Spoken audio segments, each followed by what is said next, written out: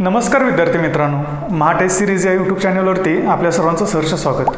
मी प्राध्यापक सागर देशमुख आज आपल्यासाठी घेऊन आलो आहे इंग्रजी व्याकरण. मित्रांनो, आपल्याला माहितीच आहे कोणतीही स्पर्धा परीक्षा असू दे त्याच्यासाठी इंग्रजी व्याकरण किती महत्त्वाचं आहे. अगदी साध्यातली साधी सरसेवा भरती घेतलीत, PSI, STI assistant, tax assistant, मंत्रालय क्लर्क, ग्रामसेवक, तलाठी, MPSC, UPSC, बँकिंग या सर्व स्पर्धा परीक्षांसाठी इंग्रजी व्याकरण किती महत्त्वाचं आहे ते आज आपण पाहणार आहोत. इंग्रजी व्याकरणाची ओळख. विद्यार्थी मित्रांनो, बऱ्याच विद्यार्थ्यांची अशी अवस्था आहे की ज्यांना इंग्रजी व्याकरणाची ओळख देखील नाही आहे. अशा विद्यार्थ्यांसाठी आपण मराठी आणि इंग्रजी या दोन्ही भाषांमध्ये इंग्रजी व्याकरण शिकवणार आहोत की जेणेकरून विद्यार्थ्यांना त्यांच्या बेसिक कन्सेप्ट क्लिअर होतील आणि ज्या वेळेला आपण इंग्रजी व्याकरणाचे महत्त्वाचे चॅप्टर घेऊ त्यावेळेला त्याचा बेनिफिट होईल.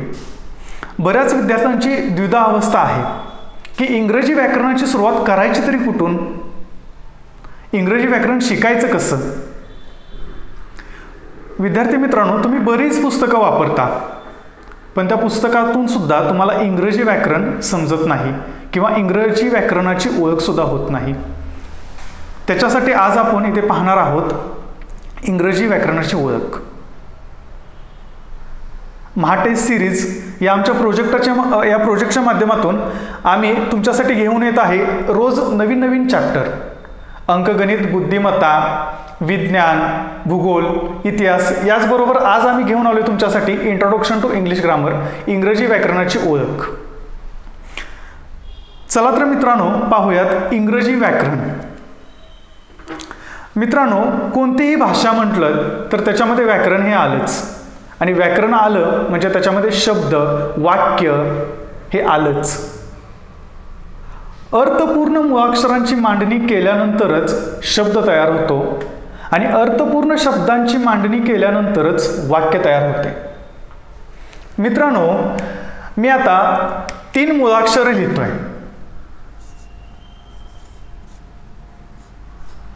मित्रांनो, मी फळ्यावरती लिहिलंय CAT. याचा अर्थ होतो का? हा अर्थपूर्ण शब्द आहे का?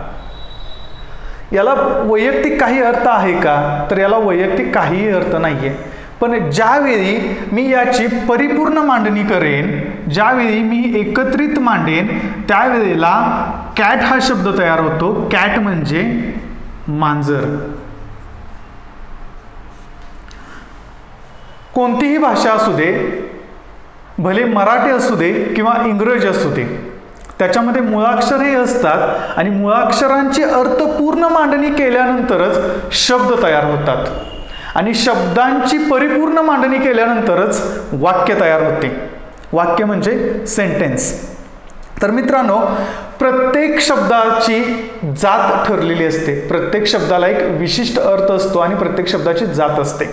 ज्या वेळेला शब्दाची अर्थपूर्ण मांडणी करतो त्याच वेळेला वाक्य तयार होते आणि वाक्य तयार करण्यासाठी शब्दांच्या जातीचा अभ्यास करणं गरजेचं आहे. वाक्य तयार होत असताना वाक्य तयार होण्यासाठी काही घटकांची गरज असते. ते घटक मी तुम्हाला सुरुवातीला सांगतोय आणि त्याच्यानंतर आपण पाहणार आहोत शब्दांच्या ठराविक जाती. इंग्रजी व्याकरणामध्ये इंग्रजी व्याकरणाची ओळख करून घेण्यासाठी आवश्यक असणाऱ्या शब्दांच्या जाती आपण वाक्य कसं तयार होतं हे सुरुवातीला पाहून त्याच्यानंतर पाहूयात. मी वाक्य लिहितो इथे.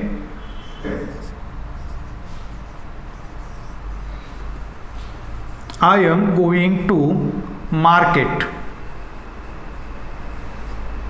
तर मित्रांनो, वाक्य लिहिलंय पण हे वाक्य तयार होण्यासाठी काही ठराविक गोष्टींची आवश्यकता होती. तर त्या कोणत्या गोष्टी होत्या? वाक्य तयार होण्यासाठी कर्ता, कर्म आणि क्रियापद या 3 गोष्टींची आवश्यकता होती. यालाच इंग्रजीमध्ये सब्जेक्ट, वर्ब, ऑब्जेक्ट म्हणतात. सब्जेक्ट म्हणजे कर्ता, वर्ब म्हणजे क्रियापद आणि ऑब्जेक्ट म्हणजे कर्म. या 3 गोष्टी वाक्यामध्ये असल्याशिवाय वाक्य पूर्ण होत नाही. तर मित्रांनो, या वाक्यामध्ये आय काय आहे? आय हा या वाक्याचा कर्ता आहे, या वाक्यातील सब्जेक्ट आहे. गोईंग म्हणजे क्रिया काय चालू आहे? गोईंग हे काय आहे? क्रियापद आहे.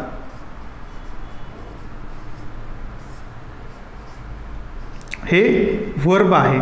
आणि टू मार्केट हे कर्म आहे, हे ऑब्जेक्ट आहे. ह्या 3 गोष्टींशिवाय वाक्य पूर्ण होत नाही. त्याच्यासाठी सब्जेक्ट, वर्ब आणि ऑब्जेक्ट ह्या 3 गोष्टी महत्त्वाच्या आहेत. इंग्रजी भाषेमध्ये वाक्य तयार करण्यासाठी सब्जेक्ट, वर्ब आणि ऑब्जेक्ट ह्या 3 गोष्टी महत्त्वाच्या आहेत. मित्रांनो, पुढे आपण पाहणार आहोत नाऊन, प्रोनाऊन, ॲडजेक्टिव्ह, वर्ब आणि ॲडव्हर्ब. ह्या गोष्टी इंग्रजीमध्ये महत्त्वाच्या आहेत. का महत्त्वाच्या आहेत? तर या गोष्टींशिवाय परिपूर्ण वाक्य बनत नाही आणि त्या वाक्यावरती क्रिया होत नाही. वाक्यावरती क्रिया होण्यासाठी नाऊन, प्रोनाऊन, ॲडजेक्टिव्ह, वर्ब आणि ॲडव्हर्ब या 5 क्रिया महत्त्वाच्या आहेत. त्या आता आपण पाहणार आहोत. मित्रांनो, आता आपण पाहणार आहोत नाऊन. नाऊन म्हणजे नाम. ज्या पद्धतीनं मराठीमध्ये नाम आहे त्या पद्धतीनं इंग्रजीमध्ये नाऊन आहे. नाऊन म्हणजे काय? ज्या पद्धतीनं मराठीमध्ये व्याख्या होते, एखादी वस्तू, एखादी व्यक्ती, एखादं ठिकाण याला दिलेलं नाव म्हणजे नाऊन, नाम होय. मित्रांनो, एखाद्या व्यक्तीला आपण त्याच्या नावानं हाक देतो, म्हणजे त्याचं एक ठराविक ठरलेलं नाव असतं. जसं अमृता, राकेश, रोशन, वर्धमान ही त्यांची ठरलेली नावं आहेत. एखाद्या ठिकाणाला नाव असतं. मुंबई, तासगाव, सांगली, कोल्हापूर, कोलकाता हे त्या ठिकाणाला दिलेलं नाव आहे. एखाद्या झाडाचं नाव असतं. आपण झाड हे झाड म्हणत नाही, पण त्या झाडाला काहीतरी परिपूर्ण, आंब्याचं झाड, पेरूचं झाड, चिकूचं झाड, केळीचं झाड असं संबोधित केलेलं त्याचं नाव म्हणजे नाऊन होय. या नामाची काही कार्य आहेत. Functions of the noun. तर नाऊन कशा पद्धतीनं वापरलं जातं? काही वाक्यांमध्ये नाऊन सब्जेक्ट म्हणून वापरलं जातं. मित्रांनो, शक्यतो नाऊन हे सब्जेक्ट म्हणूनच वापरलं जातं. अ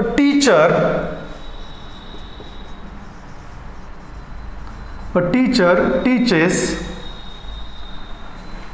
इंग्लिश लँग्वेज. या वाक्यामध्ये अ टीचर हे सब्जेक्ट म्हणून वापरलेलं आहे. हे वाक्याचा कर्ता म्हणून वापरलेला आहे.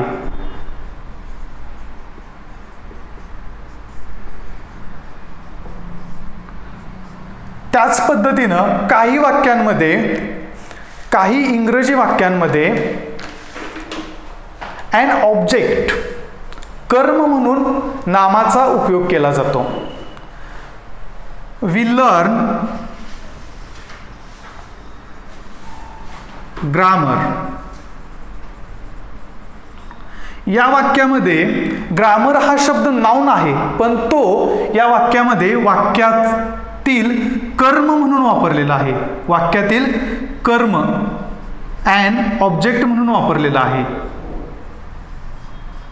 काही वाक्यांमध्ये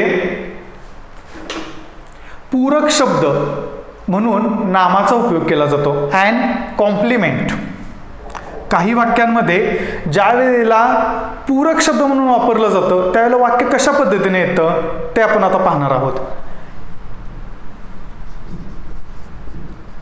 he is a teacher. Teacher हे नाऊन आहे, पण इथं काय केलेलं आहे? टीचर हा शब्द वापरताना इथं कॉम्प्लिमेंट पूरक शब्द म्हणून वापरलेला आहे. As a complement.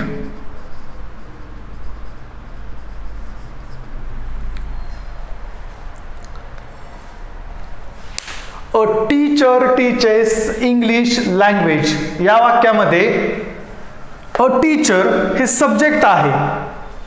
हे सब्जेक्ट आहे, हे नाऊन आहे. हे नाऊन या वाक्यातील कर्ता म्हणून वापरलेला आहे. दुसऱ्या वाक्यामध्ये वी लर्न ग्रामर या वाक्यामध्ये ग्रामर हा शब्द नाउन आहे, पण या वाक्यामध्ये ग्रामर हा शब्द कर्म म्हणून वापरलेला आहे, या वाक्यातील ऑब्जेक्ट म्हणून वापरलेला आहे.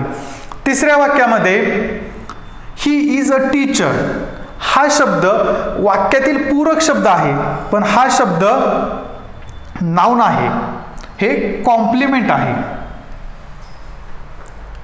याच्यानंतर आपण पाहणार आहोत काइंड्स ऑफ नाउन, नामाचे प्रकार. नामाचे प्रामुख्याने 5 प्रकार पडतात. प्रत्येक गोष्टीला दिलेलं विशेष नाव, काही सामान्य नामं, काही पदार्थांना दिलेली नावं, काही भावना किंवा काही समूह यांची वेगवेगळी नावं पडतात. याचे एकूण 5 प्रकार आहेत. तर आता आपण येऊयात टाइप्स ऑफ नाउनकडे. नामाचे प्रकार. मित्रांनो, नामाचे एकूण 5 प्रकार पडतात. Proper noun.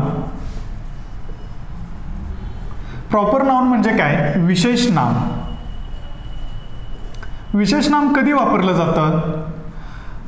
एखादी वस्तू, एखादी व्यक्ती किंवा एखाद्या ठिकाणाला दिलेलं विशिष्ट नाव. म्हणजे एखादा मुलगा आहे, त्याचं हर्ष हे नाव आहे, तर त्याची हर्ष नावाची ही विशेष ओळख म्हणजे त्याचं विशेष नाव. शहरं अनेक आहेत, पण त्या शहरामध्ये मुंबई या शहराला असलेली त्याची प्रॉपर ओळख, त्याची विशेष ओळख म्हणजे त्याचं ते प्रॉपर नाव. सांगली हे शहर, सांगली हे शहर आहे, सांगली हे शहर सांगली या त्याच्या विशेष नावावरून प्रसिद्ध आहे, तर त्याचं ते विशेष नाम आहे. त्याच्यानंतर आहे कॉमन नाउन.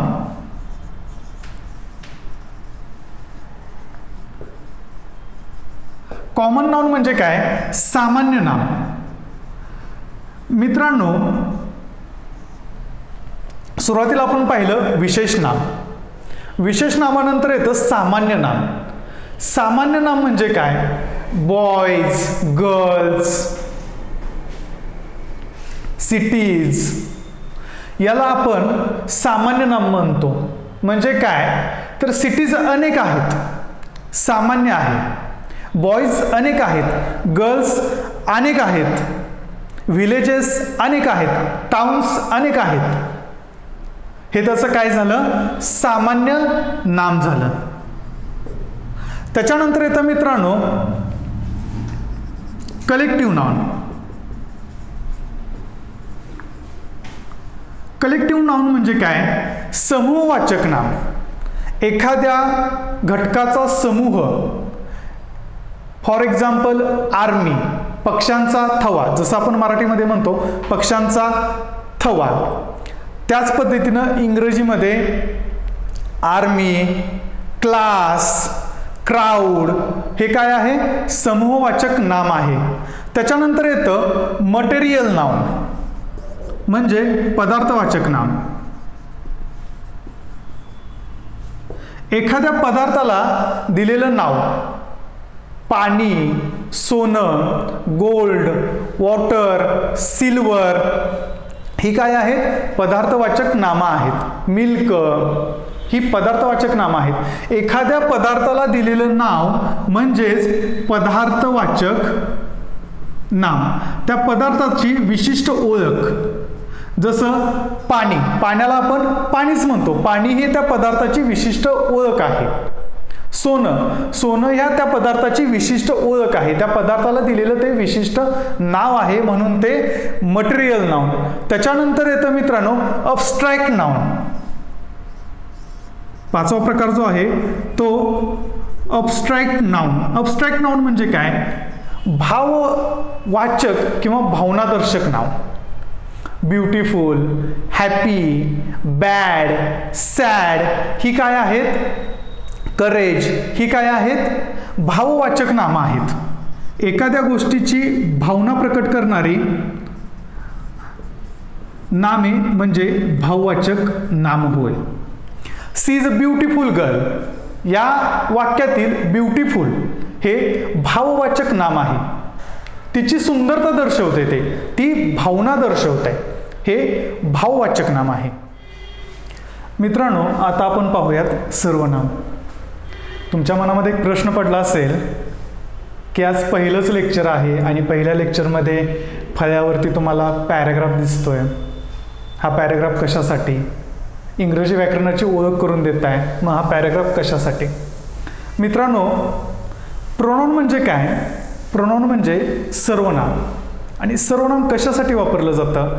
वाक्यामधील नामाची पुनरावृत्ती टाळण्यासाठी. वाक्यामध्ये नामाच्या ऐवजी वापरला जाणारा शब्द म्हणजे सर्वनाम होय. वाक्यामध्ये आपण नाम सारखं सारखं वापरू शकत नाही. एखाद्या व्यक्तीबद्दल सांगायचं असेल तर त्या व्यक्तीचं नाव आपण एकदा घेतो आणि त्याच्यानंतर त्या व्यक्तीसाठी आपण सर्वनाम वापरतो. मला जर माझ्या एखाद्या मित्राबद्दल माहिती सांगायची आहे तर सुरुवातीला मी काय सांगणार की राहुल हा माझा मित्र आहे आणि तो चांगला आहे. या वाक्यामध्ये सुरुवातीला मी राहुलऐवजी काय वापरलं? राहुल या शब्दाऐवजी दुसऱ्या वाक्यामध्ये मी काय वापरलं? तो चांगला मुलगा आहे. Rahul is my best friend. Rahul is my best friend. He is good boy. या वाक्यामध्ये जर तुम्ही पाहिलं तर सुरुवात वाक्याची मी राहुल या शब्दाने केलेली आहे. का? तर राहुल हे माझ्या मित्राचं नाव आहे. पण दुसऱ्या वाक्यामध्ये जर तुम्ही केलं तर राहुल या नावाची पुनरावृत्ती टाळण्यासाठी मी ही हा शब्द वापरलेला आहे. ही हे प्रोनाउन वापरलेलं आहे या वाक्यामध्ये. हे सर्वनाम. तुमच्या लक्षात आलं असेल की नामाची पुनरावृत्ती टाळण्यासाठी सर्वनामांचा वापर केला जातो. वाक्यामध्ये नाम पुन्हा पुन्हा न येऊ नये याच्यासाठी सर्वनाम वापरलं जातं. इथे खाली एक पॅसेज दिलेला आहे. त्या पॅसेजमध्ये तुम्हाला समजून येईल. हा पॅसेज मी वाचून दाखवतोय. I am a teacher. I हे या वाक्यातील नाउन आहे. My name is Sagar. My mother name is Chhaya. She is housewife. My father name is Raghunath. He is farmer. They love me very much. We have a car. मित्रांनो, या वाक्यामध्ये I ऐवजी मी माय हा शब्द वापरलेला आहे. आय ऐवजी इथे मी माय हा शब्द वापरलेला आहे. सागर ऐवजी सुद्धा मी माय हा शब्द वापरलेला आहे. इथे माझ्या आईचं नाव सांगताना आईचं नाव सांगितलेलं आहे छाया. छाया ऐवजी नंतर काय वापरलेलं आहे? सी. छाया या नावाची पुनरावृत्ती टाळण्यासाठी मी सी हे सर्वनाम वापरलेलं आहे. त्याच्यानंतर मी माझ्या वडिलांचं नाव सांगितलेलं आहे. माय फादर नेम इज रघुनाथ. आणि रघुनाथ या नावाची पुनरावृत्ती टाळण्यासाठी मी ही इज अ फार्मर ही हे सर्वनाम वापरलेलं आहे. त्याच्यानंतर दे लव मी व्हेरी मच. त्या दोघांच्या बद्दल सांगण्यासाठी जर मी वाक्य असं लिहिलं असतं, Chhaya and Raghunath love me very much, ह्या दोन नावांची पुनरावृत्ती टाळण्यासाठी मी इथं दे हे सर्वनाम वापरलेलं आहे. आणि आम्ही सर्वजण आमच्याकडे कार आहे हे दाखवण्यासाठी वी हे सर्वनाम वापरलेलं आहे. मित्रांनो, आय हे सर्वनाम कधी वापरलं जातं? आय हे सर्वनाम प्रथमपुरुषी सर्वनाम स्वतःसाठी वापरलं जातं. ज्या वेळेला तुम्हाला स्वतःबद्दल सांगायचं आहे, I am Sagar, I am teacher, I like mango, ज्या वेळेला स्वतःबद्दल सांगायचं आहे त्यावेळेला आय हे सर्वनाम वापरतात. वी हे सर्वनाम कधी वापरतात? वी हे सर्वनाम ज्या वेळेला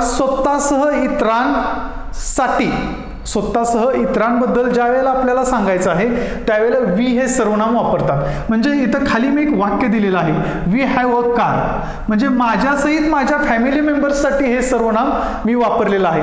त्याच्यानंतर यू हे सर्वनाम कधी वापरलं जातं? ज्या वेळेला तुम्हाला समोरच्या व्यक्तीबद्दल सांगायचं आहे. म्हणजे समजा तुमच्यासमोर एखादी व्यक्ती उभी आहे, तर त्या व्यक्तीबद्दल बोलताना तुम्ही त्याला नावाने नाही बोलणार, तुम्ही, तुम्हाला, तू याच भाषेत बोलणार. You are a very nice person, you are a very genius, असंच तुम्ही त्या व्यक्तीला वापरणार. त्याचं नाव घेऊन तुम्ही संबोधणार नाही.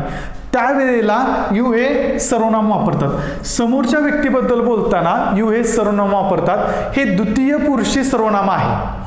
त्याच्यानंतर ही, सी, इट आणि दे ही सर्वनामं कधी वापरली जातात? ही तृतीय पुरुषी सर्वनामं ज्यांच्याबद्दल बोलायचं आहे त्यांच्यासाठी वापरली जातात. He is a very genius, they love very much. दिलेल्या वाक्यामध्येच आपण पाहूयात. दे लव व्हेरी मच म्हणजे मला छाया आणि रघुनाथ या दोघांच्या बद्दल सांगायचं होतं, म्हणून मी दे हे सर्वनाम वापरलं. ज्यांच्याबद्दल माहिती सांगायची आहे, ज्यांच्याबद्दल बोलायचं आहे, अशा व्यक्तींसाठी दे हे सर्वनाम वापरतात. मित्रांनो, आता आपण येऊयात ॲडजेक्टिव्ह म्हणजे विशेषणाकडे. विशेषण म्हणजे काय? नामाबद्दल आणि सर्वनामाबद्दल विशेष माहिती सांगणारा शब्द. नाम आणि सर्वनाम यांची विशेषता दर्शवणारा शब्द म्हणजे ॲडजेक्टिव्ह होय. म्हणजे आता मी नाव लिहिलं इथे, स्टुडंट. स्टुडंट हे नाउन आहे, पण याचं काहीतरी विशेष गुणधर्म दर्शवणारा शब्द मी इथे लिहितोय पुढे. पुअर. Poor student. पुअर हे काय झालं? या विद्यार्थ्याचं गरीब विद्यार्थी. विद्यार्थी आहे, पण तो कसा आहे? गरीब आहे. हे गरीब हे या विद्यार्थ्याबद्दलचं वापरलेलं विशेषण आहे. Rich man. रिच हे काय आहे? या माणसाबद्दलचं विशेषण आहे. रिच मॅन श्रीमंत माणूस.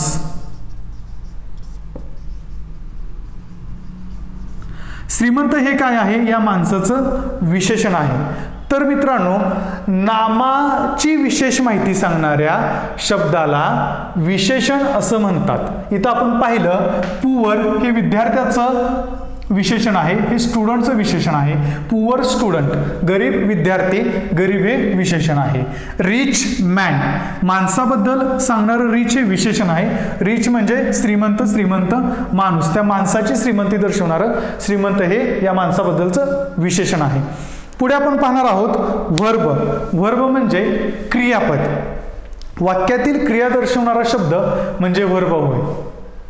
क्रियापदाशिवाय कोणतीही वाक्याची क्रिया पूर्ण होत नाही. वाक्याची क्रिया पूर्ण होण्यासाठी क्रियापदाची आवश्यकता असते. क्रियापद हे वाक्याची क्रिया दर्शवण्याचं काम करतं.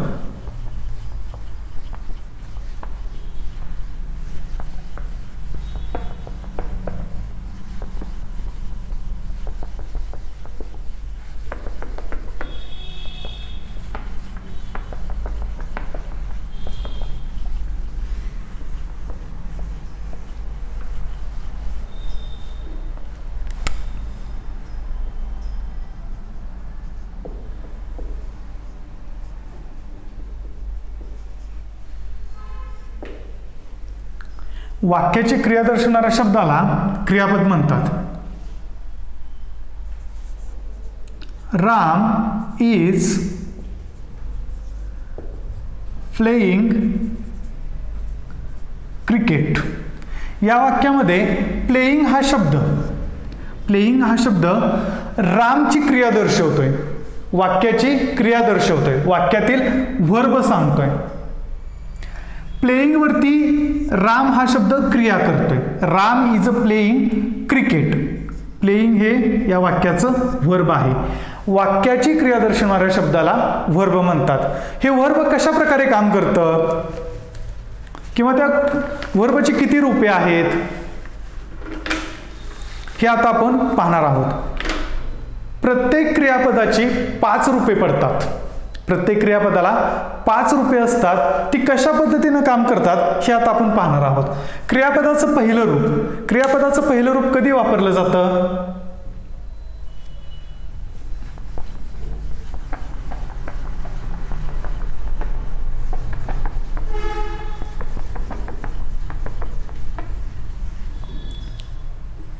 क्रियापदाचं पहिलं रूप कधी वापरलं जातं? ज्या वेळेला वाक्यामध्ये सिंपल प्रेझेंट टेन्स असतो. क्रियापदाचं पहिलं रूप सिंपल प्रेझेंट टेन्स साठी वापरलं जातं. सिंपल प्रेझेंट टेन्स साठी वापरलं जातं. टेन्स हा टॉपिक आपण सविस्तर पुढे पाहणारच आहोत. पण तत्पूर्वी क्रियापदाची रूपं कोणत्या काळासाठी वापरली जातात हे तुम्हाला माहिती असणं गरजेचं आहे. जर हे तुम्हाला माहिती झालं तर ज्या वेळेला आपण काळ शिकणार आहोत, टेन्स शिकणार आहोत, त्यावेळेला तुम्हाला अतिशय सोपं जाणार आहे. काळ शिकण्यासाठी क्रियापदावरतीच काळ हे अवलंबून असतात हे तुम्ही लक्षात ठेवा. त्याच्यासाठी जे आता तुम्हाला सांगतोय क्रियापदाची रूपं कशी काम करतात ते तुम्ही लक्षात ठेवायचं. क्रियापदाचं दुसरं रूप हे सिंपल पास्ट टेन्स साठी वापरलं जातं. म्हणजे साधा वर्तमान काळ असल्यानंतर वापरलं जातं.